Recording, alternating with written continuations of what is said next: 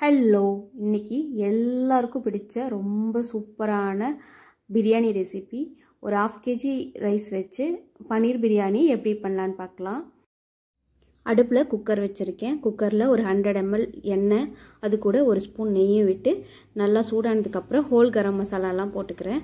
பட்டை, கிராம்பு, அன்னாசிப்பூ, ஏலக்காய், அந்த கல்பாசி, பிரியாணி இலை எல்லாமே போட்டு நல்லா ஃப்ரை பண்ணிக்கலாம். அது கூட ஒரு 4 பெரிய வெங்காயம் நீல வாக்கில் கட் பண்ணி வச்சுருக்கேன், அதையும் போட்டுக்கிறேன். இது வந்து ஒரு 200 கிராம் வரும். வெங்காயத்தை நல்லா ப்ரௌனாக ஃப்ரை பண்ணிக்கலாம். அப்போ தான் வந்து பிரியாணிக்கு நல்ல கலர் கிடைக்கும். ஃப்ளேம் வந்து சிம்மில் வச்சு வெங்காயம் நல்லா வதங்க விட்டுக்கலாம். இப்போது வெங்காயம் நல்லா ப்ரௌனாக வதங்கினதுக்கப்புறம் ஒரு 2 ஸ்பூன் இஞ்சி பூண்டு பேஸ்ட் வந்து போட்டுக்கிறேன். இப்போவும் வந்து ஃப்ளேம் சிம்மில் வச்சு வதக்கிக்கோங்க, இல்லைன்னா வந்து இஞ்சி பூண்டு பேஸ்ட் போட்டதுக்கப்புறம் வந்து அது அடி பிடிச்சிரும். இப்போ இந்த இஞ்சி பூண்டு பேஸ்ட் நல்லா பச்சை வாசம் போகிற வரைக்கும் நல்லா வதக்கிக்கலாம். இதுக்கு ஒரு மசாலா ரெடி பண்ணணும், அது எப்படி பண்ணலான்னு பார்க்கலாம். மிக்ஸி ஜார் வச்சுருக்கேன், அதில் ஒரு ஸ்பூன் சோம்பு போட்டுக்கிறேன். நான் சின்ன ஸ்பூன்றனால ஒரு 1/2 ஸ்பூன் சேர்த்து போட்டிருக்கேன். ஒரு 2 துண்டு பட்டை, ஒரு 4 கிராம்பு, அது கூட 2 ஏலக்காய், ஒரு அன்னாசிப்பூ, ஒரு கைப்பிடி புதினா, கொத்தமல்லி, ஒரு 5-6 பச்சை மிளகா, இதெல்லாம் போட்டு நல்லா கிரைண்ட் பண்ணி எடுத்துக்கலாம். இதுதான் வந்து பிரியாணி மசாலா. இப்படி ஒரு டைம் மசாலா அரைச்சி ட்ரை பண்ணி பாருங்கள், டேஸ்ட் செம்மையாக இருக்கும். இப்போது அந்த இஞ்சி பூண்டு பேஸ்ட்டோட பச்சை வாசம் போனதுக்கப்புறம் இந்த மசாலாவை போட்டு நல்லா வதக்கிக்கலாம். பச்சை மிளகா நான் ஏன் இவ்வளோ போட்டிருக்கேன் அப்படின்னா, இதில் நான் வந்து சில்லி பவுடர்லாம் எதுவும் போட மாட்டேன். ஸோ பிரியாணியோட காரமே வந்து இந்த பச்சை மிளகா தான், அதனால் பச்சை மிளகா நான் வந்து சேர்த்தி போட்டிருக்கேன்.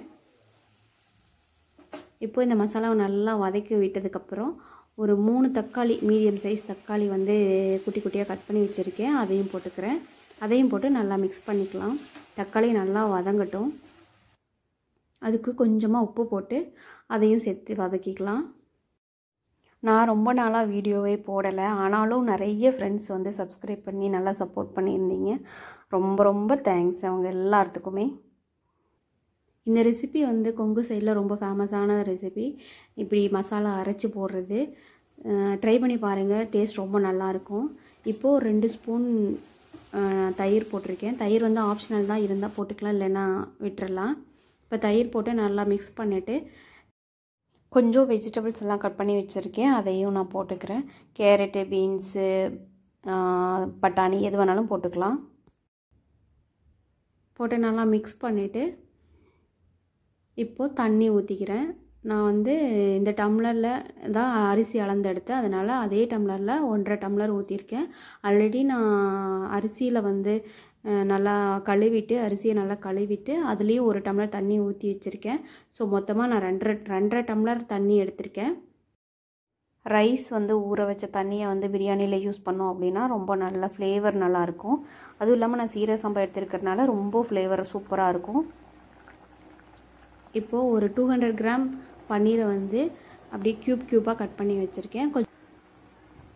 நம்ம ஊற்றின தண்ணியெல்லாம் நல்லா கொதிச்சதுக்கப்புறம் பன்னீரை போட்டு நல்லா மிக்ஸ் பண்ணிக்கோங்க.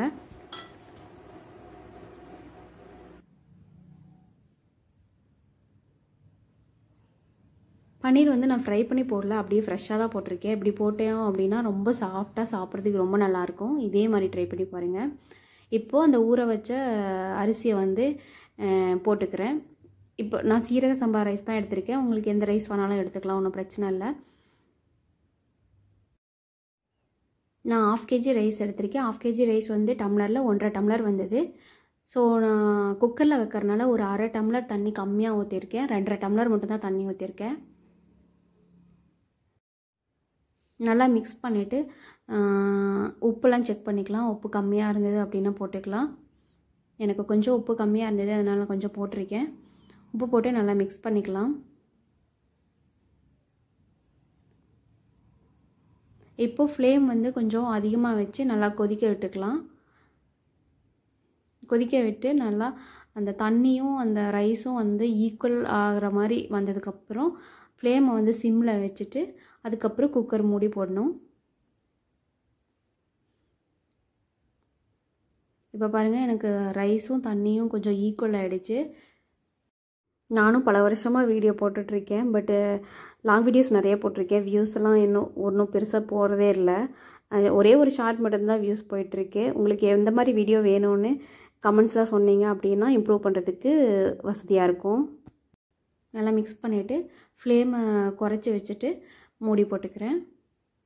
மூடி போட்டு ஒரு 10 நிமிஷம், விசில்லாம் எதுவும் வராது, 10 நிமிஷம் சிம்மில் வச்சோம் அப்படின்னா பிரியாணி ரெடி ஆகிடும். இப்போ ஓப்பன் பண்ணி பார்க்கலாம். சூப்பராக வந்திருக்கு. நல்லா ரைஸ்லாம் உதிரி உதிரியாக, அந்த பன்னீர்லாம் ரொம்ப பெருசாகிட்டு சாஃப்டாக சூப்பராக இருந்தது. ட்ரை பண்ணி பாருங்கள். எப்படி இருந்ததுன்னு கமெண்ட்ஸில் சொல்லுங்கள். இது வரைக்கும் சப்ஸ்கிரைப் பண்ணி சப்போர்ட் பண்ண எல்லா ஃப்ரெண்ட்ஸுக்கும் ரொம்ப ரொம்ப தேங்க்ஸ். என்னோடய ரெசிபிஸ் உங்களுக்கு யூஸ்ஃபுல்லாக இருந்தது அப்படின்னா உங்கள் ஃப்ரெண்ட்ஸுக்கும் ஷேர் பண்ணி விடுங்க.